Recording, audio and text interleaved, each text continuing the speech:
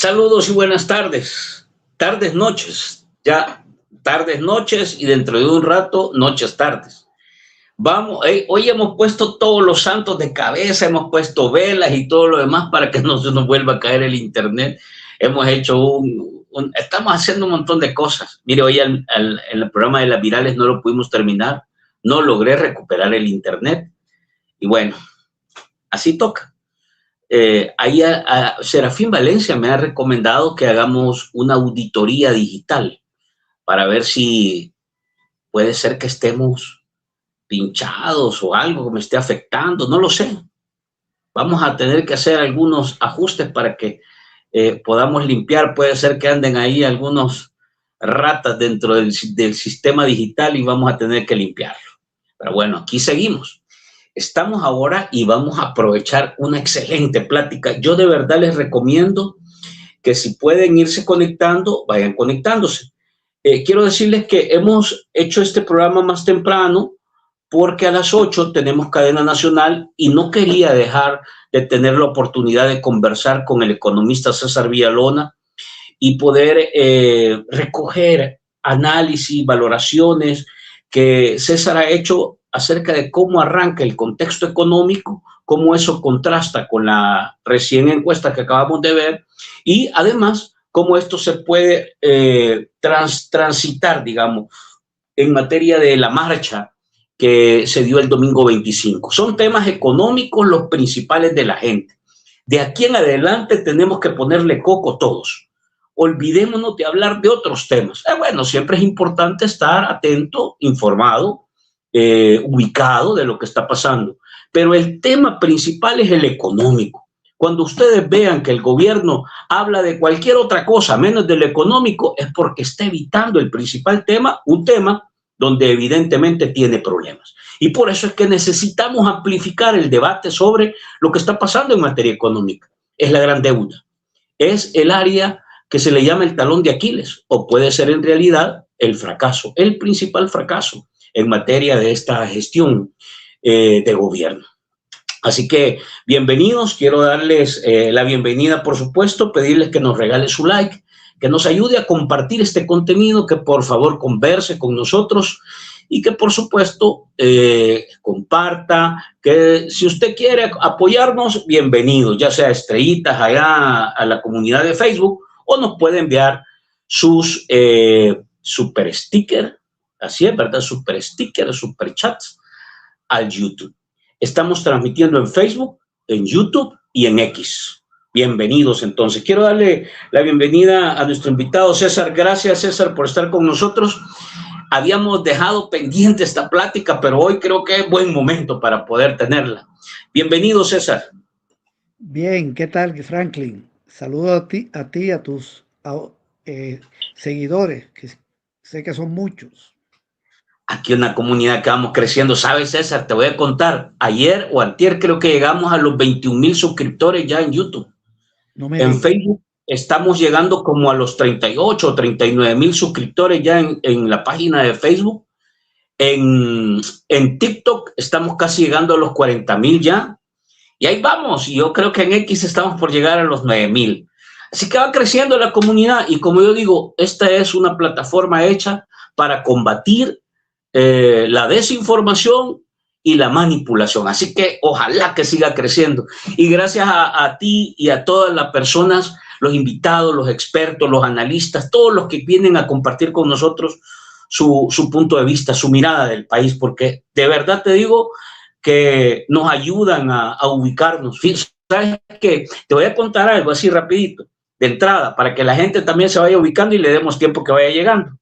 Ahora me decía un miembro de la comunidad que se encontró con alguien que era, creo, de Panamá o algo por el estilo, César.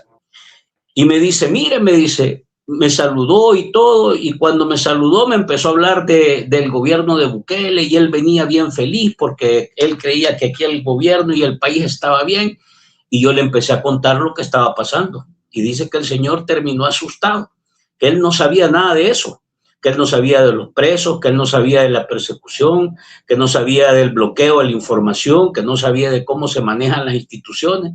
Y dice, mire, de verdad que toda esa información no se ve. Lo que se ve allá es que aquí todo el mundo está feliz. Fíjate lo que nos dice. ¿Eso qué es? Desinformación, ¿verdad? Claro, porque lo que circula en el exterior del gobierno, que es el que tiene el control de la mayor parte de la información, que tiene capacidad de divulgar, es otra cosa. Es otra No, cosa. no hay nada de esto. Para eso hay que estar muy informado o vivir acá. ¿Verdad? La gente recibe otra información. Imagínate una persona que vive en Perú, que vive en Francia.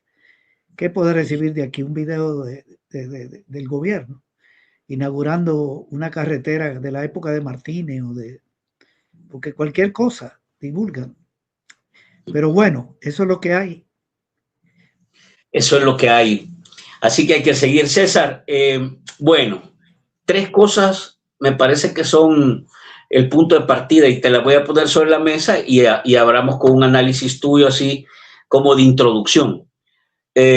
Inicio de año, hemos cerrado ya prácticamente el primer mes del año, enero está cerrando y a esto nos permite hacer una perspectiva, escenarios de cómo va el país este 2026. Segundo, una marcha del 25 de enero que prácticamente es el primer mensaje de calle que organizaciones sociales y movimientos populares protagonizan, poniendo sobre la mesa temas concretos. Dentro de ellos hay varios, pero los que más resaltan es el tema económico, los despidos, el desempleo, el desmontaje del sistema público, tanto de salud, educación como otros. Y lo tercero, César, es la reciente encuesta que acaba de presentar la UCA. Con esos tres elementos quisiera pedirte una introducción desde la mirada económica y bajo la lectura que tú has hecho. ¿Qué pinta estos tres elementos y cómo pudiéramos interpretarlos? Con perdón, el segundo me decías. El segundo es la marcha. Segundo es la marcha del 25. Ok. El primero, digo, estamos cerrando enero. El segundo es la marcha y el tercero es la encuesta. Bueno, mira, por cierto, la encuesta es de diciembre, ¿verdad? Yo creo que si la pasan hoy puede ser peor. Pero este año ha arrancado con despidos en el sector público, con un hospital menos, porque no está el Hospital Rosales y no está el otro que se está construyendo con el préstamo que dejó el gobierno de Serén. Entonces tenemos ahí en el sistema de salud una problemática. En el sistema educativo ya salió la información de la matrícula escolar en el sistema privado. Son 15,000 estudiantes menos. Lo han anunciado ¿cómo se llama? El director, no sé el cargo, Es el presidente de colegios privados. De la Asociación de Colegios Privados. El año pasado cayó en 40,000 la matrícula en el sistema privado. Gente seguidora de Bukele repite lo que le mandan a decir desde Capre, de que eso se debe a que la gente está prefiriendo el sistema público porque mejora. Pero resulta que la matrícula escolar en el sistema público el año pasado cayó en 20,000 y en el sector privado 40,000. Este año arranca con 15,000 menos. Esa caída de 40,000 fue de 21%. Ahora súmale 15. Estamos hablando que en el sistema privado en este momento hay más o menos como un 26% menos de estudiantes que 26-27% que en el 2024. 2 años de caída. Y la gente atribuye, o mejor dicho, el presidente de la Asociación de Colegios Privados dice que esto tiene que ver con el alto costo de la vida, las familias no pueden estar mandando gente a la escuela igual que antes, porque son caros los colegios privados, o no muy caros, pero el dinero no alcanza. Eso depende del tipo de colegio. Hay algunos que no son muy caros. Y cerraron 12 colegios, ya. Así arrancó la educación. No tenemos la información de la matrícula del sistema público, ¿verdad? Todavía no. Ya vamos a ver. Pero hay una información muy mala, malísima, y es que todos los zapatos los va a traer una empresa, ya lo trajeron, una empresa de Brasil por 16.7 millones de dólares. Esos zapatos los vendían más de 2,000 microempresas cuando ese programa se inició en el 2020. Porque el gobierno lo está vendiendo el programa como que es un programa de ahora, nuevo. Nosotros vemos una ministra de Educación haciendo una propaganda a un programa como que ese programa está comenzando. Y es un programa heredado que arrancó en el 10 y entre el año 2010 y el 2020, y tenemos los datos, entre el 10 y el 19, era para 1.300.000 estudiantes, 1.3 millones, y el vaso de leche y la alimentación 1.1 millones de estudiantes. Así lo heredó Bukele. A partir del 20 se le está dando a 1.200.000 estudiantes. Vamos a ver este año a cuánto se lo dan. Pero no solo ha bajado la matrícula, la cantidad de beneficiarios, sino que al traerlo de fuera, dejaron a más de 2.000 microempresas fuera del negocio. Imagínate, si esos 16 millones, voy a hacer la operación aquí y la voy a hacer porque no le he hecho, 16.700.000 dólares, se hubiera repartido entre 2.000 microempresas, cada microempresa hubiera recibido 8.350 dólares.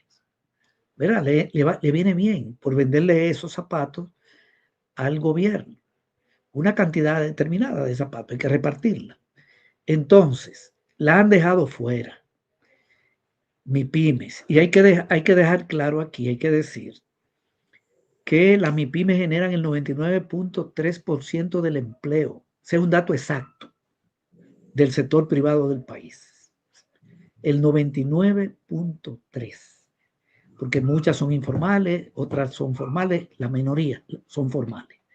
Y ahí trabaja la mayoría de la gente. Y estoy incluyendo también pequeñas y medianas, algunas de las cuales son formales, en el sentido de que están registradas legalmente y la gente cotiza la seguridad social. Seguro Social, Fondo Social de la Vivienda, AFP. Ok.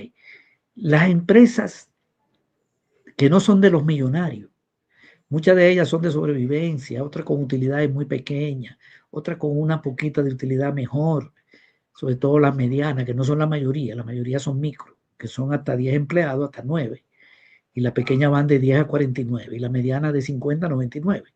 Así se clasifica. Ese sector vendía eso al Estado, y el Estado se lo pagaba con el impuesto que pagamos. Dinero público trasladado a esos sectores es una redistribución del ingreso. Eso es positivo. A mí yo me siento bien con pagar el IVA y que se utilice el dinero del IVA y contraten a una microempresa para que le venda uniforme al gobierno por 8.000 y pico de dólares. Me siento bien, siento que está bien utilizado mi dinero. Pero ¿qué han decidido? Darle a una empresa 16.7 millones para que lo traiga de Brasil. Pero una empresa que trae zapatos de Brasil tiene que ser de un millonario. Y la empresa brasileña que lo vende es de millonarios. El dinero se va para Brasil y se beneficia la empresa de Brasil que lo exporta para acá y la empresa de aquí que lo importa. Es terrible, han excluido a ese sector. Viene una quiebra y viene un desempleo porque muchas de esas MIPYMES se endeudaron en todos estos años para comprar máquinas, etcétera, para poder hacer los uniformes, los útiles escolares incluso y los zapatos. Entonces, y tienen maquinitas ahí que todavía no han terminado de pagar. Entonces, han golpeado, se concentra la riqueza en empresas de millonarios. Yo no sé quién está detrás del negocio, pero no puede ser un chiquito. Un chiquito no puede traer productos de Brasil. Salió el nombre de la empresa brasileña, una empresa grande. Ok. Y lo otro es que los uniformes, los útiles, con perdón, lo están vendiendo, con perdón, estos son los zapatos, son 330.000 y pico de pares de zapatos, y los útiles se lo están comprando a 5 empresas grandes del país. Incluso hoy está circulando el nombre de las 5, pero no le voy a hacer propaganda. Excluyeron a miles de microempresas y se lo dieron a 5, y los zapatos han excluido a una buena parte y se lo dieron a una importadora por 16 y pico de millones. Se lo quitan a un sector pequeño. Y para colmo, la ministra de Educación dijo que esos zapatos no le van a servir a muchos estudiantes, porque son casi de la misma talla. Deben haberme tirado para acá de 3 o 4 tallas porque sale más barato que estar haciendo 10 o 15 tallas, porque depende del tamaño del estudiante, del tamaño de su pie, etc. Y la ministra dice que de todas maneras se le van a hacer los remiendos y lo va a pagar el gobierno. Ahí hay dos cosas. Primero, si el gobierno paga los remiendos, es otro gasto. Y segundo, si no cumple, esos muchachos no van a recibir los zapatos, más del 30% de los estudiantes. Así arrancó el sistema educativo este año, pero también ha arrancado con amenaza a maestros, siguen amenazando, despidos, y sale la información hoy de que están contratando maestros interinos para dar clases, violando la ley de carrera docente y sustituyendo a lo que están, lo que ellos le llaman como permanentes. Bien, entonces arrancamos mal con la educación, arrancamos mal con la salud. Otra cosa que yo estoy viendo es mucho corte de agua, mucho corte. Aquí en Santa Tecla, donde yo vivo, hay corte en colonias. Eso es permanente, eso se sigue agravando. El tema del agua es otro problema. El tema del empleo. Este es un año que no arranca con más empleos porque han despedido gente en el gobierno. Arranca con menos empleo público, disminuyó. No tenemos información del privado, no voy a entrar en detalle, pero sí ya vemos que en la MIPYME ya se arranca con un golpe, pero no en el resto del sector privado. No quiero dar opinión porque no tengo datos. Todo caro. La gente percibe que todo sigue caro. Yo sigo comprando todo caro. De manera que el problema de los ingresos sigue siendo un problema grave. ¿Qué hizo el gobierno? Autorizar a que le paguen una quincena de un mes de salario a los que ganan menos de $1,500. Esa es una medida que es para mitigar una situación nada más y porque el gobierno está en campaña electoral. Eso es una medida de campaña. En Honduras hay 14 salarios. En Guatemala hay 14 salarios. Aquí hay 12. Y aquí hay una demanda de 14 de movimiento laboral desde hace tiempo. Y nunca ha habido correlación, porque eso pasa por modificar la ley. Y la derecha siempre ha tenido mayoría en el Congreso. Entonces eso no ha podido hacerse. Ahora sale este gobierno diciendo 12 salarios más la mitad de otro. Y lo van a dar en el sector público. Son 60 y pico de millones. ¿Sabe de dónde lo van a sacar? De las AFP. Ya vas a ver que en enero las AFP van a prestar 47 más 68. Súmalo. Eso te da 115 millones de dólares. Puedes anotar la cifra y ya lo vas a ver. Sí. Es decir, con más deuda con AFP, porque las AFP prestan 47 por mes. Y hay meses donde el gobierno se sobregira, como en octubre cuando adelantó el aguinaldo, que no sirvió más que para que la gente gastara más, se lo gastara antes de tiempo y luego se enjararán en enero. Y ahora le meten este medio pago. Y la van a pagar las grandes empresas, porque están con Bukele, Calleja, ahí salieron los nombres. La Freun, ok. Las grandes no lo van a pagar la MIPYME porque no es obligatorio. Y Bukele dijo que la mayoría de las empresas lo van a pagar porque en su cabeza una MIPYME no es una empresa, una micro, pequeña y mediana. Si él supiera que una micro es una empresa, una pequeña y una mediana, y supiera que son el 99.3% de las empresas del país, no dijera que la mayoría de las empresas ya decidió pagarlo este año que voluntario. Esa quincena, ese salario que es para 15 días de un mes, para los que ganan menos de 1,500. Lo que le están echando la mano son los oligarcas, que no pierden nada, te voy a decir por qué. A los empleados públicos que le paguen ese aumento, que le den ese dinerito ahí. Una persona que gana $1,000 le den 500 en enero. ¿Sabe de dónde lo va a gastar? Medicina, de la farmacia de los millonarios, super selecto. Puede ir también a una micro, a un pequeño negocio, pero ahí van a comprar a los supermercados, sobre todo la gente que gana más de 1,500, que le den 700. Entonces ese dinero va a llegar donde Calleja. Calleja no pierde nada diciendo yo se lo voy a dar a mis empleados porque las ventas, con la venta lo recupera. Y lo mismo otro tipo de negocio. Y lo otro es que le damos apoyo a Bukele para que la gente diga, ay, qué bueno el gobierno que me regaló ahí la mitad de un salario de 15 días. Pero ya en febrero esa persona vuelve a la vida normal. Marzo, lo habitual. Abril. Es decir, como dicen aquí en El Salvador, hay un término muy popular de collor quebrado, collor comido. Eso es lo que viene. No resuelve la vida de nadie. Entonces es una medida electoral, gasto del Estado, préstamo con la AFP, más problemas, y dinero va para los comercios, muchos de ellos de los grandes empresarios. Ok, así hemos arrancado este año. Hay más cosas, pero no me quiero extender más. No arrancamos bien. Y la marcha fue muy buena, una marcha preparada en 11 días, con una participación bastante buena en un país donde hay mucha represión. Hay un régimen de excepción que es una amenaza permanente para la población. Hay captura, se han incrementado la captura. A mí me consta, yo conozco personas que le han capturado hijos e hijas.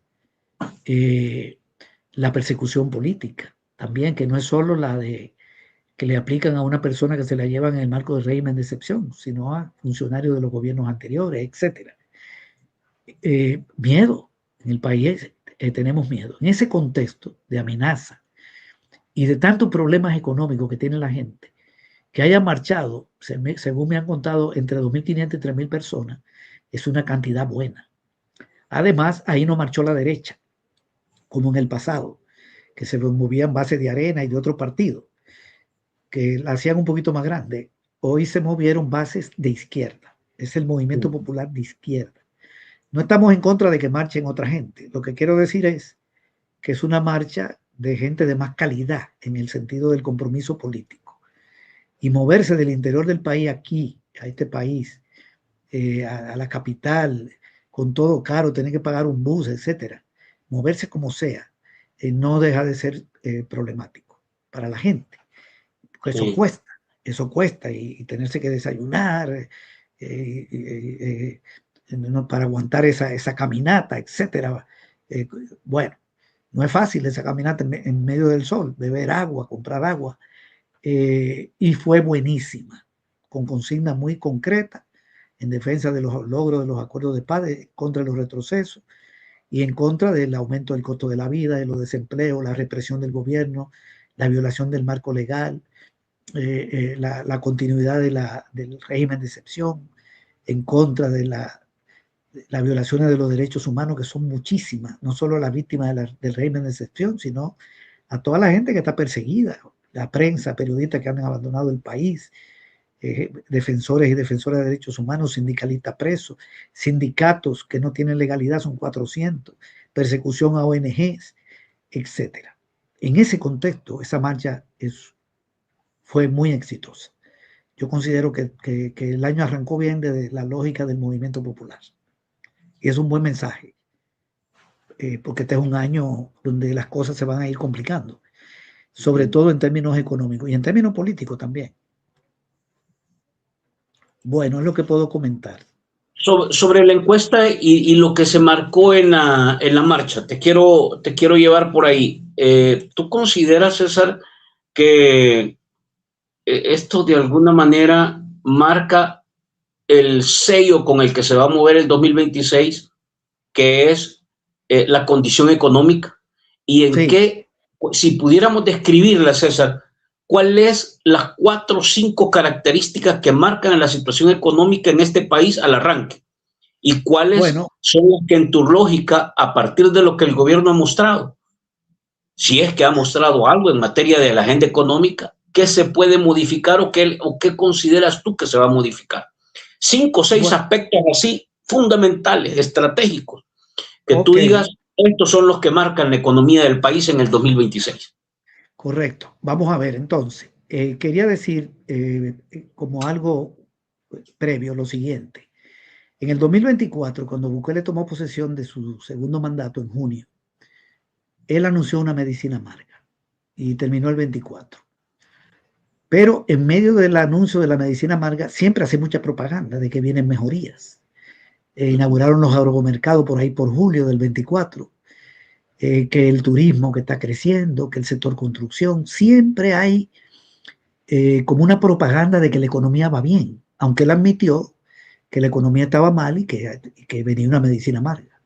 En ese contexto firmaron el convenio con el Fondo Monetario. La encuesta de la UCA de diciembre del 24 fue tremenda en términos de la apreciación del pueblo sobre la situación económica, particularmente sobre el empleo y los precios y los ingresos, lo peor. Pero aparecieron más cosas malas. Entonces, así cerró el 24. Y el 25, más propaganda sobre la economía, que la economía creció, que creció 3.1, que creció 3.2, cuando está concentrado en varios sectores y hay un deterioro de los servicios, que es un año de reactivación, que se están sentando la base de la reactivación, que teníamos deflación. Hubo un momento que se llegó a utilizar esa palabra, que es una aberración, porque la deflación es caída de los precios generalizada durante un periodo largo. Y lo que hubo en el año fue una inflación de 1%, es decir, alza de precios, según el gobierno. La gente dice que es más, pero hubo inflación, no deflación. Pero hasta el propio Bukele dijo que había deflación en algunos Twitter. El ministro de Agricultura. Aquí se mintió desde el gobierno, como siempre, ya eso es habitual. Y que vamos bien y que vamos bien. Y que construcción y turismo y que inversión extranjera. ¿Y cómo cierra entonces el 25? La encuesta de hogares ahora nos dice qué piensa la gente. No me voy a meter en las variables económicas porque nos saldría muy largo. Sí. Es un año que cerró con una deuda que creció en 1.600 millones y la de pensión es más de 700 y con un deterioro de los servicios. Por cierto, estancamiento de las exportaciones. Apenas crecieron 1.3. Eso es estancamiento. O sea, la economía tuvo mal desempeño. Pero ahora no lo voy a decir a partir de la variable del Banco Central, que lo expresan. Expresan estancamiento y caída en los servicios. Estancamiento de la agricultura, estancamiento de la industria. La agricultura creció 1, la industria como 1,1, exportaciones estancadas, lo que se vende fuera, etc. Pero mira lo que dice la gente, que no lee las estadísticas macroeconómicas. Yo no creo que la mayoría de este país se mete en la página web del Banco Central a ver cómo va la balanza de pago, cómo va el PIB, cómo va la inversión extranjera, etc. Pero mira lo que dice la gente. 9 de cada 10, según la UCA, dicen, perciben un estancamiento o un deterioro económico. Estancamiento o deterioro. Es decir, que la economía no mejoró. Si se estancó, entonces no hubo mejoría. Y si se deterioró, entonces peor. Y solo 1 de cada 10 dice que mejoró. Entonces la gente está percibiendo estancamiento y deterioro. Exactamente lo que reflejan las estadísticas macroeconómicas, como les dicen los economistas del Banco Central. En la vida lo dice la gente. Ok, ahora, el costo de la vida. El costo de la vida. El gobierno hablando de deflación, o sea, de baja de precio. Y el ministro de Economía diciendo que aquí ya se comía con 40 y pico de dólares. Mira lo que dice la gente. 63.8% de la población dice que aumentó el costo de la vida. Entonces, primer punto, economía estancada y en deterioro. Tú me pediste 6, va 1. Segundo, aumento del costo de la vida. 63.8 dice que aumentó. O sea, casi 64. 2/3 partes. De cada 3 personas, 2 dicen que aumentó casi. ¿Qué es el costo de la vida? Bueno, el costo de la vida son los alimentos de la canasta básica. Es la tarifa de agua, la tarifa de energía, la tarifa de transporte, el gasto en salud, el gasto en educación. Es el gasto de la vivienda y el gasto de la ropa y los calzados que necesita la gente. Ok, eso se llama costo de la vida. ¿Sabe cuánto dijeron que disminuyó? Así dijeron, disminuyó, 7.8. Es decir, de cada 100 salvadoreños, 8, redondeémoslo en 8, dicen que disminuyó. Sí, los que viven en Santa Elena pueden decir que disminuyó o que quedó, porque ellos no tienen ningún problema con esto. O que siguió igual, dicen el 28%. Para los ricos no hay ningún problema. Hay ricos que contestan esta encuesta, porque esta encuesta toca a todos los sectores, o sectores medios, sectores bajos. Eso se hace con una muestra representativa, también en el área urbana y rural. Es más urbana porque el 66% de la población vive en la ciudad. Entonces esto se hace con criterios científicos, técnicos. De manera que aquí está reflejada también la opinión de algunos que viven bien. Pero resulta que el 64% dice que aumentó el costo de la vida. Entonces no hubo deflación ni mucho menos. Tercer elemento, el empleo. ¿Qué dice la mayoría de la gente? Un 16% dice que disminuyó. Ok, un 16 de cada 100. Y un 39, casi un 40 dice que aumentó. O sea, casi 3 veces más lo que dicen que aumentó que lo que dicen que disminuyó el desempleo. Y un 40 dice que siguió igual. Bueno, si siguió igual el desempleo, entonces el país no mejoró, porque el país tiene que disminuir el desempleo. Un país tiene que disminuir su desempleo. Si el desempleo de un año es el mismo que del año anterior, la economía se estancó, como dice la gente. Y si el desempleo aumentó, la economía retrocedió. De manera que el 79% está diciendo que aumentó el desempleo un 39% y que se mantuvo igual un 40%.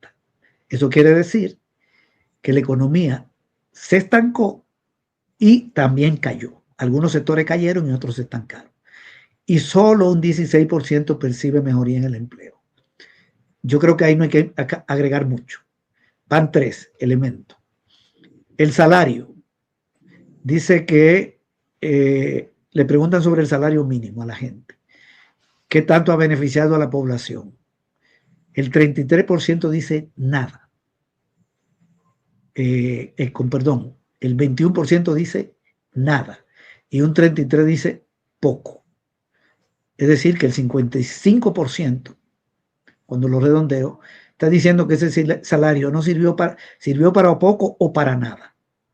Para poco o para nada. El aumento del salario, claro, porque la mayoría de la gente sabe que no alcanza y que los precios siguieron subiendo de los alimentos, porque la inflación fue 1%, pero el costo de la vida creció 6%. Una cosa es la inflación que mide 238 bienes y servicios, donde entra hasta el whisky. Y otra cosa es los rubros del costo de la vida que son menos. Son los alimentos básicos. Estos se dispararon más. Fue 6 hasta noviembre. ¿Quiénes dicen que benefició mucho el aumento salarial? 19%. O sea, una minoría de la población dice que le benefició. Bien, aquí hay otro problema entonces, el salario, que este es el cuarto. Pero sobre el mismo salario hay otra pregunta que tiene que ver con el salario, que no es solo sobre el salario mínimo, sino que si el ingreso, si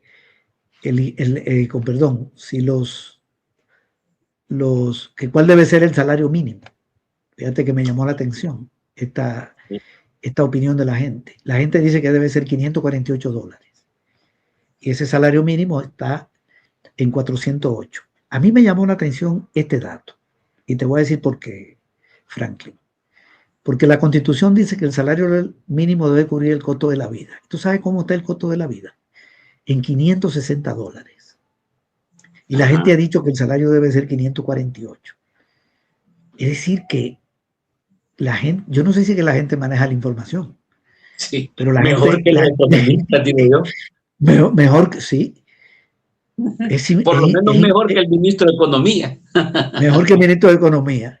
Ok, y volviendo al salario mínimo, que si el alza sirvió de algo. La gente te dijo, casi todo el mundo dijo que no, y te dicen por qué. Porque todo está más caro, dice el 31%. No sirvió de nada, pues todo está más caro, 31%. Porque aumentó el precio de la canasta básica. Ya esto hablan de comida, 21%. Porque el costo de las necesidades del hogar excede al salario mínimo por el alto costo de la vida y vuelve. Entonces la gente no percibió que esa medida le haya ayudado. Ok, entonces este es el cuarto elemento sobre el tema del salario. Otro punto muy importante, ¿qué gasta la gente el dinero? Fíjate en qué gasta la gente el dinero, les pregunta. Quinto punto, 44% se ve en comida, en alimentos, eso es fuerte. 26% en el recibo de servicios básicos, 10% en medicamentos, eso es mucho. Gastar el 10% de un ingreso en medicina da una idea de que hay mucha gente con problemas de salud. El alquiler del hogar, 7%, la matrícula escolar, 7%, es normal porque la mayoría de la gente se beneficia de los programas y está en el sistema público. Ok, de los programas que vienen. Y la gasolina, 2%. Ese 2% es para los ricos o los sectores medios. Entonces la gente está gastando fundamentalmente para sobrevivir. Comida. Que es alimento, servicios básicos, medicina. Sí. Aquí no hay nada que tenga que ver con confort. Bueno, gasté porque un fin de semana me fui a la playa a gastar algo. No, es comer. No alcanza Pero para resulta, eso. pero resulta que el 32% ya no come carne de res. Aquí entonces metamos un sexto punto. 32% no está comiendo carne de res. Yo no, a mí me parece exagerado el dato. Yo no sé, o sea, me impacta. Me impacta porque ese es un producto, no solo es de los 22 productos de la canasta básica, sino que comemos carne. Pero La es que mayoría de la además gente come está caro, César. carne. ¿Qué? Está cara la 33, carne. 32% de los hogares no come carne de res. Eso es una crisis. Sí. Frijoles, 13%. Pero es que hay hogares que no comen frijoles en el país. Leche, 15%. Me parece demasiado. El huevo, 8%. Porque a mí no me sorprendería que me dijeran, miren, yogur, el 32% de los hogares no comen yogur. Claro, porque una persona de bajos ingresos, que es la mayoría, que va a andar comiendo yogur. Sí, pues. Yogur, está bien. No es que no sea un producto necesario, bueno, incluso es bueno para la salud, pero carne y frijoles y 15% de leche. Sí. Esto y huevo, 8%. No están comiendo la gente. Ok. Otro elemento, ahí te mencionaba otro de la situación. Solo el 31% de la población dice que su situación económica mejoró. O sea, 3 de 10. Bueno, ahí entran sectores adinerados, algunos sectores medios, gente que trabaja en el gobierno, consiguió empleo de Nuevas Ideas que la metieron a trabajar ahí, o en una alcaldía, gente seguidora de Bukele, pero es 3 de 10. El resto te dice que siguió igual o empeoró. Es decir, estancamiento o disminución de en cuanto a su situación económica. Ok. Ya llevo como 7 puntos. Sí. ¿Verdad? Y además lo que dice la gente no es que mejoró, es percibe alguna mejora. Fíjate bien, no es, puede ser una familia que incluso tenga problemas, pero mejoró un poquito, porque a lo mejor un miembro consiguió empleo en el gobierno de Nuevas Ideas. Bien, entonces estos son como los elementos económicos sociales que la gente está señalando de la encuesta. No me quiero meter en los otros aspectos, porque los otros aspectos tienen que ver con la delincuencia y con otros elementos de cómo se valoran las instituciones, a las instituciones que, por cierto, hay una mala valoración de la Asamblea Legislativa, de las alcaldías. Después te quiero preguntar sobre eso. Eso ha bajado mucho. Pero aquí está centrado empleo, ingreso, precio, la situación ha empeorado, estancamiento, reducción, caída. Entonces, mucha propaganda y 2025 cerró peor que el 2024 y el 24 que el 23. Ahora, 2026 va a ser peor. Este año es peor. Este es un año preelectoral con menos inversión extranjera. La propia inversión privada va a ser más cautelosa. Con un presupuesto que es menor al del 24, 4 ministerios con menos dinero, un gobierno endeudado hasta lo último. Tienen que aprobar una reforma de pensiones o presentar la propuesta en febrero, que no va a ser buena para el pueblo. Todo se va a seguir poniendo caro. Hay un contexto internacional adverso. El gobierno de Estados Unidos está atacando a medio mundo. Eso genera un montón de incertidumbre, que este gobierno está alineado ahí. Las remesas no van a crecer igual que el año pasado. La gente hizo un sobreesfuerzo. Una persona que mandaba $100 mandó 140. O digamos que mandó, lo voy a poner de otra manera, que mandaba 200, mandó 240. Ok. Este año no va a volver a mandar 40 más, 280 de Estados Unidos. Podría mantener el sobreesfuerzo que hizo de subir de 200 a 240. Lo puede mantener o lo puede subir en $5. De manera que no esperemos el incremento que hubo el año pasado, que fue de 1.700 millones. Si no, este país hubiera hundido. El incremento, no las remesas. Las remesas superaron los 9.000. Llegaron como 9.800 y pico. Pero fue un aumento de 1.700, porque la gente se apresuró a mandar un montón de dinero.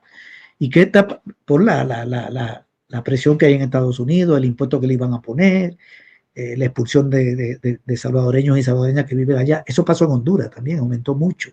En México se duplicaron la tasa de crecimiento, no la remesa. En Dominicana creció mucho, en Nicaragua, en Guatemala, ok. ¿Qué está pasando en Estados Unidos? Un montón de redadas, protestas. Es una cosa terrible lo que está pasando allá.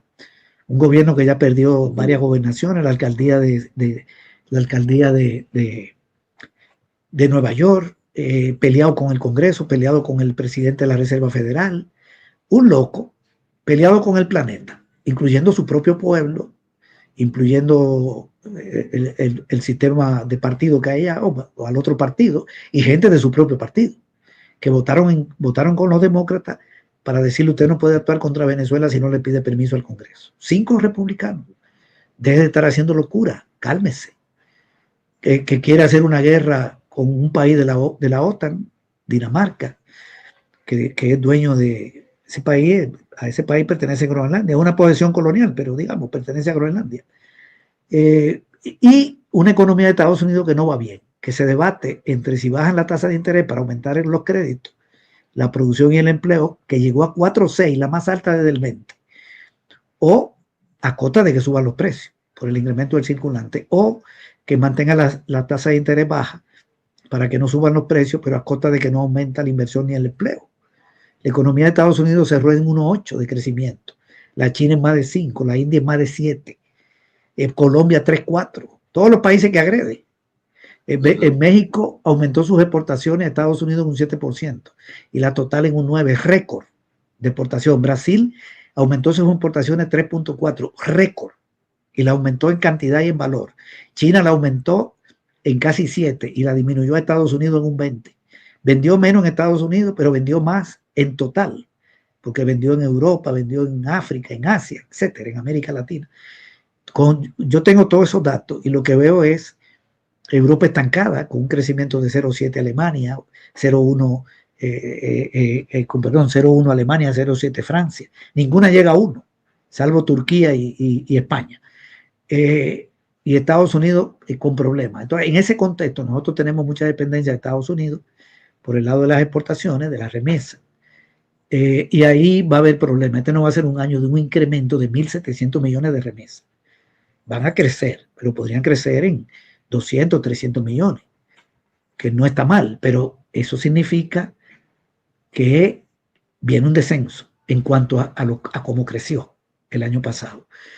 Y también es un año donde podrían darse incrementos de precios, porque Donald Trump sigue amenazando con el tema de los aranceles y poniendo aranceles a países a los que nosotros le compramos.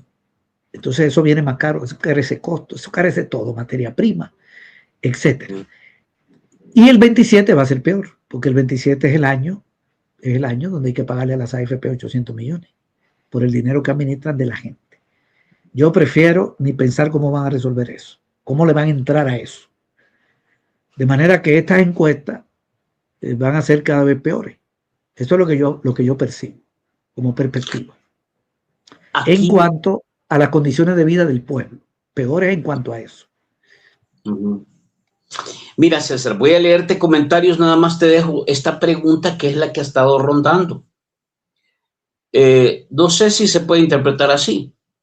Es decir, la situación económica estancada y en retroceso, con esas dos características, no es suficiente para que la gente cambie su valoración sobre Nayib Bukele.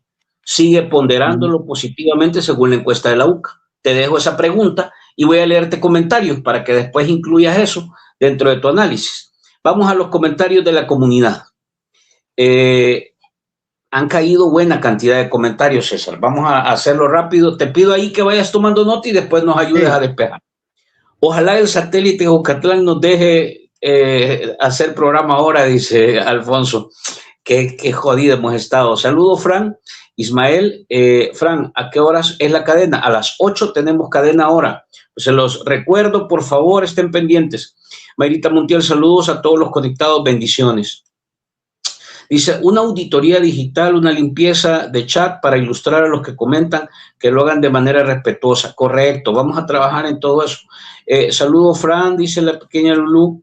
Mi like número 2, Máster Digital, saludos. Saludos, vamos a ver, avanzando. Ya estamos, Mayrita Montiel, 21,000 suscriptores en el barcito. Mire qué bien, eso me alegró porque la verdad es que eso es lo mejor, la mejor respuesta a todo este esfuerzo que hacemos, porque ustedes se van conectando y van creciendo, llegando y compartiendo. Saludos. Dice, oí César, dice, el 2026 es el año de la revelación o de la rebelión. A ver cómo va a ser. Buenas tardes, Fran, dice María Elena. Saludos, César Villalona, amigos del chat, bendiciones. Dice, y el colmo, el presidente de los colegios privados pidiendo laptop y paquetes escolares, el mismo que chuleó a la ministra de Educación, ¿verdad? César, además del beneficio a los pequeños empresarios al comprar uniformes y zapatos, el mismo gobierno hubiera salido beneficiando con la recaudación de impuestos. Ahora también va a perder eso porque va a devolverlo. Buenas noches, dice, última hora, Japón anunció el día de ayer que venderá sus bonos del tesoro a 40 años, que superan los $1,000 millones. Qué bueno que El Salvador no está dolarizado. Dice, vamos a ver, Barcito está de fiesta, somos 21,000 ya, sigamos subiendo, por favor. Buenas tardes, aquí está Ingrid, saludos Ingrid. Mire que cuando viene Ingrid aquí todo el mundo empieza a saludar, saludos. Dinero despilfarrado es lo que tenemos, porque en malas cabezas el gobierno o un gobierno corrupto, dice. Aquí estamos, Tomasa, felicidades. 20 es mi like, buenas noches, saludos Fran y a su invitado, muchas gracias. Dice, dinero despilfarrado porque los malas cabezas del gobierno no hicieron nunca algo bueno por el país. Saludos a todos, dice Ingrid. Dice, en Santa Tecla nunca dejó caer agua antes, dice. Rafael Ramírez, saludos. Vamos a ver. Buenas tardes, Fran, y a César, muy buenas tardes. Compartamos este importante análisis económico, apoyemos el canal, dice Ingrid. Saludos a todos. Este gobierno es un rotundo fracaso, pero para robar son los número 1, dice. Son zapatos de caucho los que han entregado. Yo no tengo información, no sé si César tú tengas más información del tipo de material que son esos zapatos. La quincena 25 no provoca inflación, César, te preguntan. Mi like 23 dice Gazú, bienvenidos. Dice, solo en un día Calleja recoge millones de dólares. Ellos nunca pierden nada. Saludos, Lulú. Ahí tal vez, César, si medio nos ubica, de toda esta inversión que en teoría se ha hecho, ¿cuánto o qué porcentaje pueden ser los beneficiados? O pega ese esquema de la encuesta que 1 de cada 10 son los que dicen que está bien la cosa. Saludos, mi estimada Elvita, dice bendiciones para usted. También dice la primera ministra Takasaki anunció que se suspenderá el impuesto al IVA del 8% por 2 años para amortiguar las posibles crisis financieras. En las encuestas es evidente el síndrome de Estocolmo. Nuestra gente ama y protege a su secuestrador y maltratador. César, vamos bien, pero bien jodidos. Al menos el pueblo, ellos no. Dice Elizabeth Guerrero, excelente entrevista, la veré más tarde, dice, excelente, no se la pierda y compártanla por favor. Excelente programa, dejando mi like, excelente invitado. Dice Mayra, es por gusto que aumenten el salario mínimo si siempre sube los precios de la canasta básica hasta el doble de precio. Ahora se hablaba, yo vi una nota de la YSUCA que hablaba que en algunos productos que son de consumo básico habían subido los precios en el mercado. Eso lo vimos la semana pasada en el programa, César. Tu like nos da vida, dice. Buena observación, Alfonso. Dice Ingrid, saludos, pequeña Lulú. Pregunta para el licenciado Villalona, dice, ¿qué va a pasar con la economía y con la canasta básica de El Salvador si el precio del barril del petróleo supera los $100 cuando Irán cierre el estrecho de Hormuz? Vamos a ver, Manuel Medrano deja sus saludos. La mayoría de la población se está alimentando a base de carbohidratos. Esto en el cuerpo se hace azúcar, lo que genera la diabetes. Sí, o sea, esto es una mala alimentación. Además de que el azúcar en el cuerpo acelera los procesos de cáncer. Más enfermedad, menos hospitales. Y la más coqueta, dice, es por azúcar, dice Michi. De un amigo que es médico, dice Ismael, que la Coca-Cola es la responsable número 1 de la diabetes en el mundo. Vamos a ver, la lucha está en las redes, pero el frente sigue dormido. El régimen opresor de Bukele y sus puyabotones. Ahí se habla, eso te quería preguntar, lo vamos a tocar después de que contestes todo lo que puedas contestar desde estas consultas. Saludos, Fran, y saludos a César. Saludos, bueno, me voy a quedar hasta aquí, César, con estos comentarios, incluyendo lo que te mencionaba yo, el contraste. ¿No es suficiente esta situación para que la gente abra los ojos? Ok, bueno, primero, gracias a todas las personas por sus comentarios y por sus preguntas, ¿verdad? Vamos a contestarlas. Hubo algunas, fueron valoraciones, compartimos en general las opiniones, pero sobre la pregunta, es decir, la quincena 25 puede generar inflación. Sí, puede generar, yo creo que va a generar alza de precios. De hecho, yo lo estoy percibiendo ya un poquito. Lo estoy percibiendo porque yo soy de lo que compro ahí. Voy aquí al mercado de Santa Tecla o una persona que pasa ahí frente a mi casa, de esos camioncitos. Y estoy percibiendo alza del precio del tomate y del aguacate. Es lo que he percibido. Esos dos productos. Porque es un dinero que se va fundamentalmente al consumo, no se va al ahorro. O sea, una persona que tiene un salario de $800 y le dan 400, o de 700 y le dan 350, eso es para comprar, fundamentalmente. De hecho, aquí el 84% del salario de la población, de la remuneración, no de la remesa, se destina al consumo. De la remesa debe ser más, porque casi todas se van en alimentos y en compra de medicina, y salud, educación, y alguna gente que hace alguna mejoría en su vivienda. Entonces, eso va a presionar y no hay un aumento de la producción. De hecho, la cosecha de granos básicos fue mala, la última, y hay información de los gremios de productores de que en abril va a haber escasez de alimentos, a no ser que se importe, porque hay un mecanismo que es que los importadores traigan comida para abaratar un poco, pero tampoco abarata mucho, porque esa importación es más costosa que producir aquí. Y los combustibles están caros, puede haber un incremento, como ya se preguntaba, del precio del petróleo, que encarezca costos. Entonces, los productos que vienen de fuera no entran tan baratos. Los de Centroamérica no tienen arancel. México, la mayoría no tienen, pero el costo de producción ha aumentado en cada país. Aumenta por el aumento de los precios. Entonces, sí, yo creo que vamos a ver, cuando salga la información de enero del gobierno, estoy seguro de que la canasta básica alimentaria estará más cara. Hasta ahora yo no tengo información pública, pero la canasta básica la vamos a tener más adelante. Pero eso va a suceder. Son más de 60 millones en el sector público. Y eso va a tener su reflejo. En el sector privado no puedo hacer cálculo porque no sé cuántas empresas lo van a pagar. Pero lo que sé que son pocas.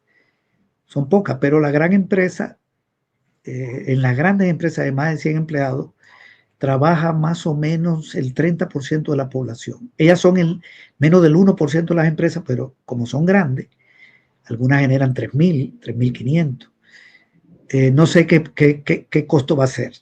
Pero lo que quiero decir es que sí, creo que va a haber alza de precios, sobre todo de la comida, ahora en enero. Ya debe estar ocurriendo. Lo otro, yo no tengo información del tipo de zapato que se está entregando. Lo que salió, que sí lo admitió el ministerio, es que el problema de la talla. Es una cosa increíble, porque es que este programa lo han complicado para dárselo a los ricos, las compras. Porque lo que hacían las microempresas era que en diciembre, por ahí, noviembre, diciembre, comenzaban a tomar las tallas de los alumnos y las alumnas, de las tallas completas, del uniforme, del pie, etcétera, para entregar eso a tiempo y entregarlo de manera correcta. O sea, a ti te miden tu pie y te entregan un zapato que te calza. Sí, pues sí. Pero resulta que lo trae de Brasil. ¿Y cuál es el criterio? Sobre 1.300.000 estudiantes, 1.200.000 estudiantes. Eso es una cosa terrible. Si para colmo son peores, yo no quiero decir eso, ¿verdad? Pero hay un comentario, y si es así, que alguien comentó de hule, no sé, entonces, pero lo que sí está claro es que es un despilfarro de dinero público y un golpe a las MIPYMES y una concentración del ingreso y un daño a los estudiantes, porque no es verdad que se lo van a reparar a todos. Imagínate que 300.000 estudiantes no les sirvan los zapatos. No es verdad que van a reparar 300.000 zapatos. Y para una empresa, lo mejor es vender una sola talla. No está vendiendo 6, 7 tallas distintas. Sobre todo si la tiene que construir. Porque hay una cosa que no está clara aquí. ¿Será que esos zapatos ya lo tenía la empresa brasileña hecha desde el año pasado porque sabía que se lo iban a comprar? ¿O es que le dijeron a última hora mándelo? Y es compra directa, ¿verdad? Es compra directa. Entonces, si esa empresa ya le habían dicho por ahí por octubre, por noviembre, que va a estar haciendo tallas. Pero bueno, la declaración la ha dicho la ministra. El tema de la talla lo ha dicho la ministra de Educación. No lo ha dicho nadie de oposición. Es un tremendo problema. Ok, ¿qué pasará con la canasta básica? César, Ajá, ¿me va a decir aquí algo? Sí. breve un paréntesis. Yo escuché la declaración de la ministra, no sé si tú también escuchaste la declaración que dijo todavía que había gente malintencionada que estaba tratando de mentir y engañar sobre los paquetes escolares porque ellos no habían excluido a los pequeños, a los productores, dijo ella. ¿Cómo calificas esa reacción, ese discurso, esa declaración de ella? Porque prácticamente dijo, están mintiendo, nosotros sí le compramos a los productores, y aquí está, y muestra una cosa de Facela, no, que es una gran empresa, no es una pequeña empresa. ¿Cómo? Para que la gente lo tenga clara, porque yo he visto gente que duda, o sea, dice, no, si ella dijo que le habían comprado, y ahora resulta que aparecen, por ejemplo, en publicaciones de Voz Pública que dice que mintió la ministra. ¿Pudieras darnos una opinión tú, una valoración sobre esto? Bueno, mira, el diario El Mundo, no le quiero hacer propaganda, pero lo menciono porque ahí salió. Sacó la información de una importación de 345.000 por el lado de los calzados. 345.000. Eso es alrededor del 30% del estudiantado. Y ahí salen declaraciones del Ministerio de Educación, que son importadas desde Brasil. De manera que no quiere decir que no le hayan comprado algunos, pero son 30% que vienen de fuera. Y la ministra luego dijo que sí, que vienen de fuera, que no se le ha dejado de comprar a los de aquí, pero también dice que vienen de fuera y dice que hay un problema con las tallas. De manera que quien dice que están trayendo de fuera no ha mentido. Quien dice eso, yo por ejemplo lo estoy diciendo, es porque a mí me lo dijo el Ministerio de Educación. Porque la nota que salió en el diario El Mundo es del Ministerio de Educación. Pero además, el periódico Voces reveló los nombres de las 5 empresas que están entregando los útiles. Ahí excluyeron a más de 2.000 microempresas, ya de los útiles. Y ahí están los nombres, a partir de una investigación que ellos hicieron. Y consiguieron los datos. Yo le creo al periódico, sacaron la información. y los nombres de las empresas y la fuente. De manera que si resulta que están trayendo de fuera y le están dando a los proveedores grandes esto, entonces quien dice que se lo han quitado a la chiquito no ha mentido. La mentira está clara de dónde sale, ¿verdad? Eso es lo que puedo comentar de esto. De manera que sí hay una exclusión. En el caso de los materiales de 100%, o sea, de los útiles, es una exclusión de 100%. Porque pasar de 2000, de muchísimas empresas, bueno, 200 y pico por aquí, entre todas son como 2000 mezcladas, a dárselo a 5 es una exclusión. Ahí no se dice que son importados, pero sí hay empresas nacionales desplazadas, muchísimas empresas nacionales, MIPYME desplazadas, que la dejaron fuera del negocio para meter a los grandes. Un negocio que, como repito, no era que le daba tantos recursos. Si usted divide 17 millones de dólares entre 2.000 microempresas, eso son menos de 9.000 dólares. Pero si se lo da a una empresa, a una sola, son 17 millones. Sí. Bueno, 16.7. No es lo mismo 16.7 millones para que una empresa provea, agarre ese dinero y le entregue a que se lo dé a 2.000. La diferencia, no hay forma de, ¿verdad? Ok. En términos de volviendo a los precios, si el conflicto termina no, deriva en un cierre del estrecho de Hormuz, por donde pasan más o menos el 35 y 40% de los combustibles que circulan en el mundo. Si Irán lo cierra, porque eso está bajo control de Irán, entonces ese precio sí puede subir los $100 perfectamente, dependiendo del tiempo que dure. Si se prolonga mucho, puede subir incluso más. ¿Qué impacto tiene en El Salvador? Bueno, del petróleo se hacen más de 1.000 derivados. Los más conocidos son la gasolina, ¿verdad? Los combustibles. También se hace medicina. Hay medicina que tienen un pequeño componente. Increíble en todo, insumos agrícolas se hacen del petróleo. Y El Salvador tiene una factura petrolera que el año pasado, por aquí tengo el dato, aquí se importó petróleo por alrededor de 2.100 millones de dólares. No petróleo, con perdón. La factura petrolera aquí es los combustibles, porque aquí no se refina. Hay países que compran petróleo y lo refinan. Aquí nosotros teníamos una refinadora, que era Petrocel, que se le vendió a la raza, pero hoy somos importadores de los combustibles. Eso se pone caro. Eso quiere decir que va a subir el precio de la gasolina en El Salvador.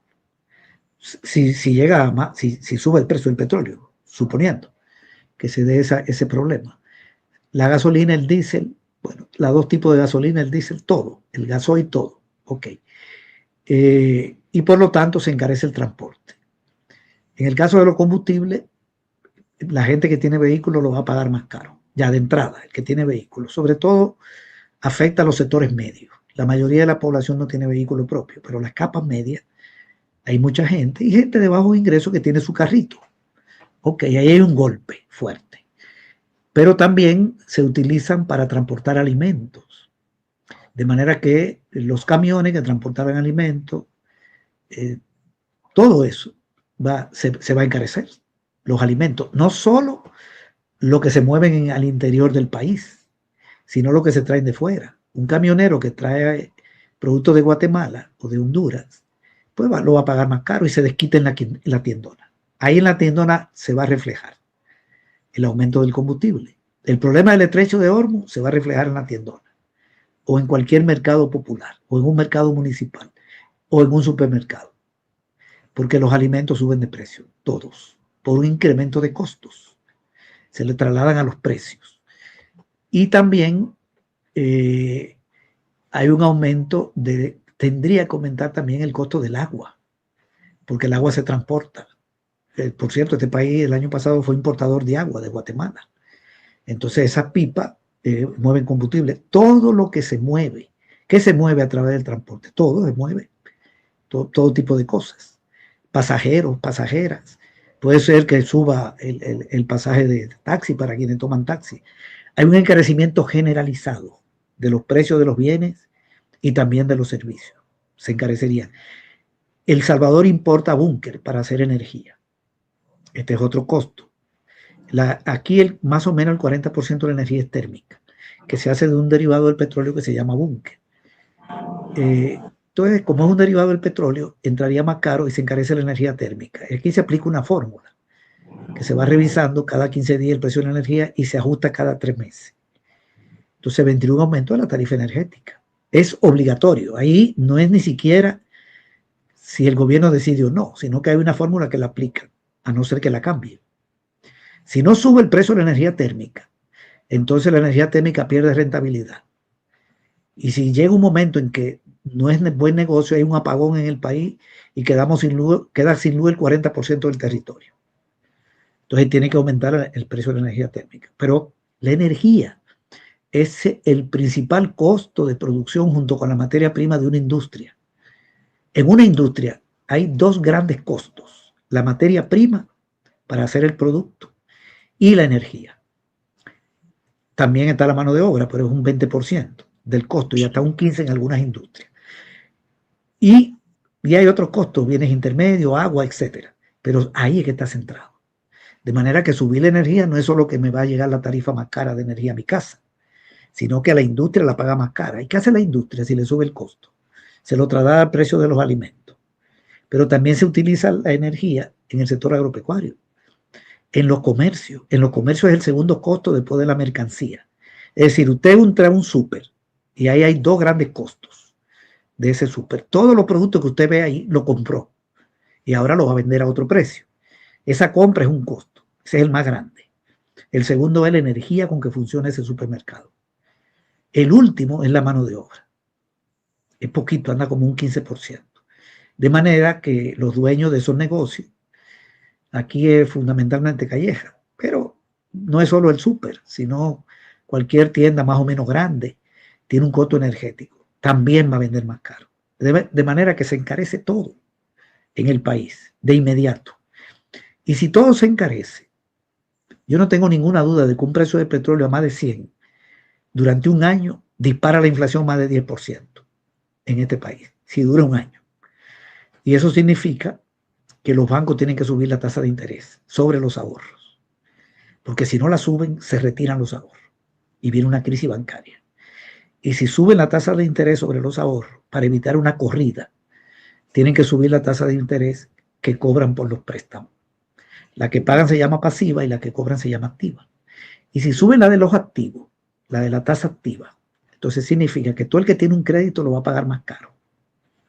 Bueno, la mayoría de la gente no tiene crédito, pero hay mucha gente con crédito. El crédito al consumo es alto. La gente que tiene tarjeta de crédito o crédito para una vivienda que paga $300 y vive ahí en un sector medio bajo. Entonces se dispara. Una persona que está pagando $350 por una vivienda de una colonia que está ahí por rumbo a Quesaltepeque, digamos, por la Constitución, tú doblas allá y te va como para la Quesalte. Por ahí hay muchos complejos habitacionales. Y yo conozco gente que pagan 330, 340 de préstamo del Fondo Social de la Vivienda y de préstamo también de empresa privada.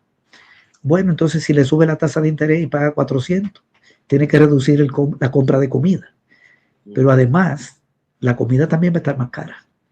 Entonces esta encuesta, cuando la pase, lo que va a decir es que el 60% no come carne. Y va a ser un 40% que no va a comer frijol. Si se da esto, yo lo estoy planteando en un término muy extremos, ¿verdad? Porque puede ser que cierren el estrecho de Hormuz un mes, suben los precios, luego el precio del petróleo baja, y entonces el impacto hay que relativizarlo. Pero lo quiero graficar porque la economía es una cadena, todo es una cadena. La energía es un costo que se traslada. Los precios suben por exceso de demanda o por incremento de costos. Suben los costos, se trasladan los precios. Por eso que la gente dice, si sube el salario, suben los precios. Como que el empresario se la desquita el aumento del costo salarial vendiendo más caro. En todos los sectores aumentarían los costos, de manera que aquí sería muy complicado. Pero además, ya no tendríamos que importar petróleo por 2.100 millones. Habría que importarlo Si se trae la misma cantidad de combustible, no de petróleo, la misma cantidad a más de $100, esa factura podría acercarse a los 3.000 millones. Esa es una sangría, una salida de dólares de este país que afecta las reservas de dólares que hay. Podría crear un problema de escasez de dólares, salvo que las remesas crezcan en 1.700, pero no van a crecer en 1.700, porque es una fuga de dólares terrible lo que implicaría esto. Pero lo otro es que puede ser que caiga la importación, que no haya capacidad de financiar importaciones de la misma cantidad de petróleo, pero en vez de 2.100 millones, 3.000 de derivados. Entonces, si cae la cantidad importada, eso significa quiebre de negocio, cierre de negocio, o reducción y desempleo. No puede caer la factura petrolera, porque si cae la factura, están cerrando comercio, están quebrando unidades de transporte, están quebrando industrias. O sea que este es un problema grave. El que me ha preguntado, ¿verdad? Sí. Lo quiero plantear con toda esa crudeza, si se da eso, ¿verdad? Si se da ese fenómeno. De todas maneras, yo sí creo que el precio del petróleo va a subir porque hay mucha tensión. Y tal vez no sea tan dramático como yo lo estoy planteando. Bueno, ¿qué otra cosa me habían preguntado? Sobre la economía y Bukele. Año de rebelión. Este es un año preelectoral. Yo no creo que haya levantamientos populares. No tenemos en el país los niveles de organización todavía, como para que la gente se aventure a ir a un choque con el régimen. Y este régimen es muy fuerte. El aparato militar, las amenazas, tiene mucho control. Yo creo que la gente va a ser un año de más protestas, pero no en el sentido de violencia, a no ser que el gobierno desate violencia contra una marcha. Ahora viene la marcha del 8 de marzo, que va a ser buena, y van a venir otras. Hay fechas que son ya emblemáticas, 1 de mayo, eso va a ser enorme, 15 de septiembre, y vendrán otras acciones de protesta. Van a ser grandes, van a ser buenas. Si el gobierno se decide a reprimir eso, entonces puede ser un año muy peligroso desde el punto de vista político.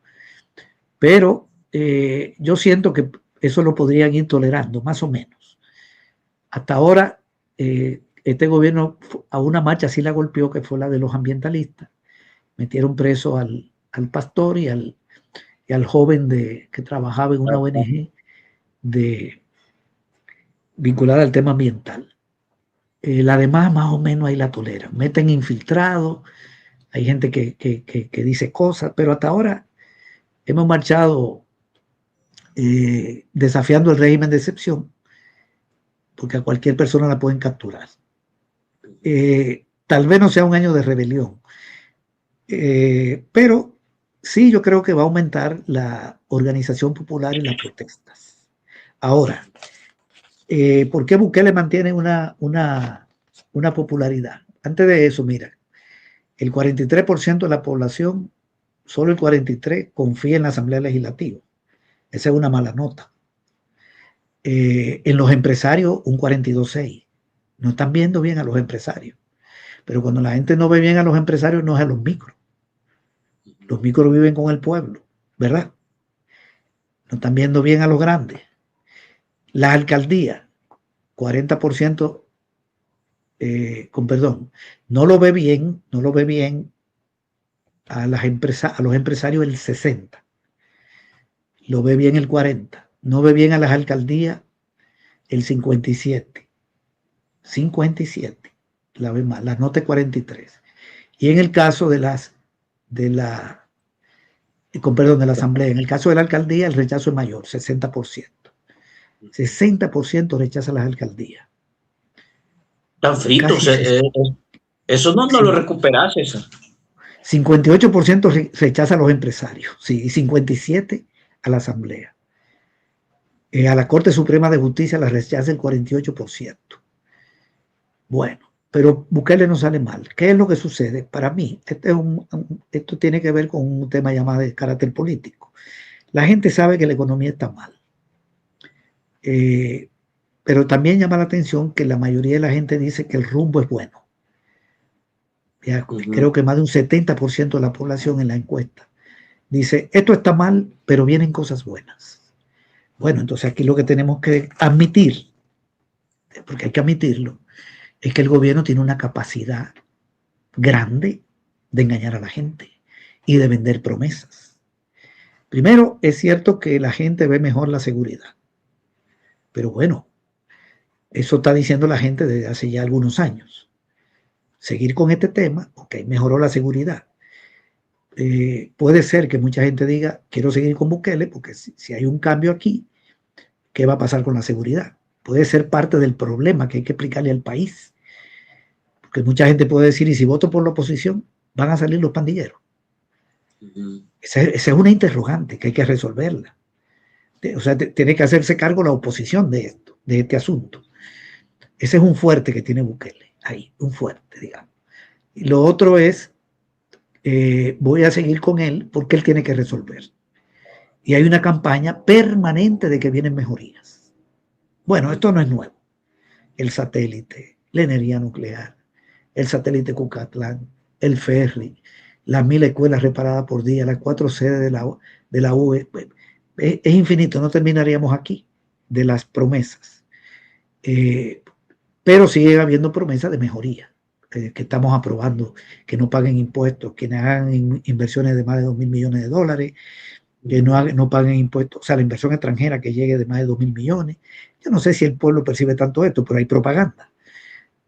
A los que hagan inversiones de más de 100, reinviertan 1 millón o reinviertan 5 o 10, todas grandes. A las que hagan edificios de apartamentos, que el turismo, que la gente está feliz con El Salvador, que va a venir turismo, va a venir inversión extranjera. Hay toda una cantidad de promesas permanentes. Y Bukele manda la idea de que está cambiando el país. Fíjate que la gente califica bueno su desempeño, porque Bukele cierra la DIGET y la abre con otro nombre, cierra Proesa y la abre con otro nombre,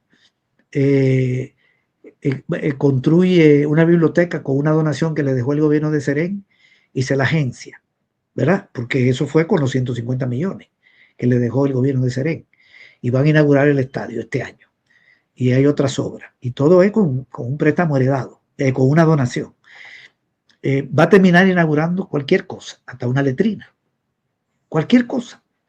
Entonces, está cambiando la institucionalidad, hay menos diputados, menos alcaldías, hoy tenemos la DON, hay instituciones nuevas, ese es un componente permanente. Mira, la estrategia del régimen tiene 20 componentes, no lo puedo mencionar los 20. Uno es el régimen de excepción, como política permanente, no es una política pública, con perdón, no es una medida para resolver un determinado problema temporal, es política permanente, ya casi 4 años. La persecución política, seguirle diciendo a la gente, no mires atrás, no mires atrás, no mires atrás. Capturan a Eugenio Chica, capturan a Benito y lo vinculan a delincuentes. Ahora capturan a Quijano para decirle al país, Arena y el Frente lo mismo. O sea, es una política permanente, permanente. Eso no cesa. Ha cooptado parte del movimiento popular también. Ha llegado a acuerdo con los gremios docentes, con gremios de salud, con centrales sindicales. En estos días apareció una organización campesina diciendo que aquí la agricultura va bien. Ya vimos por dónde van. Es decir, tienen capacidad de comprar a sectores del movimiento popular. Esa es una política permanente. No siempre le da fruto, pero se ha metido mucho en esa política. Sí. Lo otro, estoy cambiando el país. Lo otro, viene mejoría. Es decir, cuando tú mezclas todo eso, y es muy efectivo, te da un resultado. Pero también yo creo que aquí la oposición no está bien, porque la oposición ha sido muy golpeada desde el punto de vista moral. Yo no estoy diciendo que acepto las acusaciones de corrupción que levante el gobierno. No. Lo que estoy diciendo es que ha logrado permear en una franja grande de la población que eso es real. Entonces es un golpe fuerte. Hay problemas también orgánicos de falta de cohesión, pérdida de militancia, entonces problemas de liderazgo.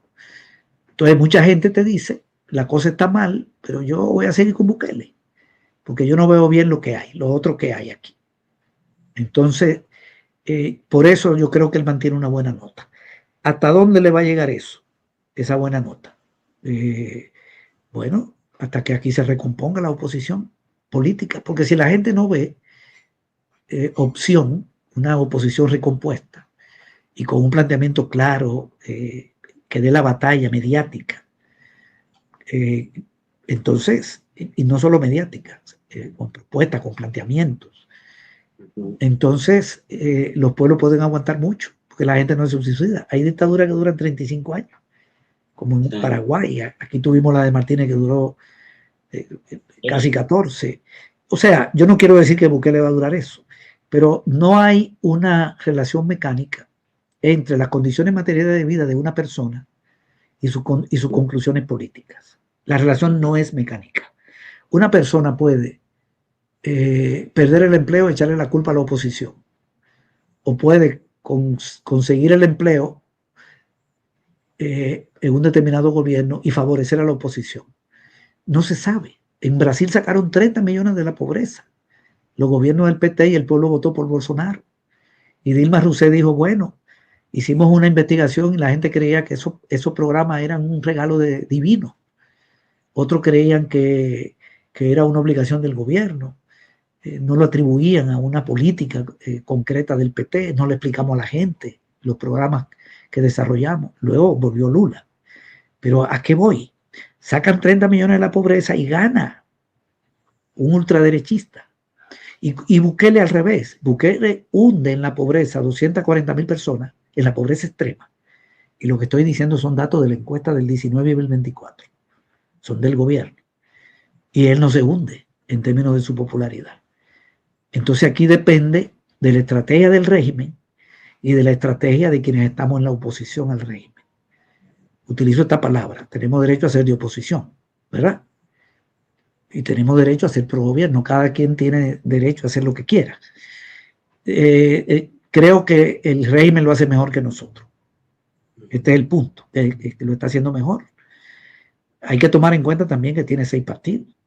O son 6 partidos que Bukele tiene bajo control, ¿verdad? No es solo nuevas ideas, aunque la gente no cree mucho en partidos. Solo el 31% está creyendo en partidos. Pero algún ruido hacen. Y aunque el 31% cree en partidos y el 69% no, de los que creen, la mayoría creen en nuevas ideas. Entonces, hay problemas, hay crisis de oposición, crisis orgánica, crisis de planteamiento político, de estrategia, de entender la estrategia del régimen, de cómo enfrentarla, de cohesión. Hay muchas cosas que hacer, porque no es mecánico. Ahora, la gente está consciente que no vive mejor, por lo menos desde el punto de vista económico-social. Podría haber mejoría en la seguridad. Sí. Y también depende de quién. Porque yo, en lo personal, yo no me siento más seguro hoy que hace 10 o 15 años. Yo no me siento más seguro. Yo me siento más inseguro, César Villalona, estoy hablando de mí, con este gobierno que antes. Yo sé que los pandilleros tenían una acción más fuerte y había más delincuencia en términos de los asesinatos y de otras acciones. Pero este gobierno es una amenaza para quienes no estamos con él. ¿O no es una amenaza? Sí. Aquí hay un montón de gente que tenemos peligro de que nos levanten cualquier cosa, ¿verdad? Sí. Entonces también hay miedo. Yo creo que este es un país de mucho miedo. Aquí tiene miedo todo el mundo, hasta el gobierno. Están desalojando tierra, hay miedo en el campo. Mira ese relleno que quieren hacer en Tecoluca, terrible. Contaminar muchísimas comunidades. Tiene miedo la gente que está en los sindicatos, tiene miedo los empleados públicos de que lo echen, los ministros de que Bukele lo despida o de que pasen cosas peores. ¿Quién no tiene miedo? Los sindicalistas, la gente que está en los medios de prensa, gente que defiende derechos humanos, microempresarios. Ahora mira la situación de esta microempresa. Sí. Miles de microempresas. Ahora, ¿cuál es la situación?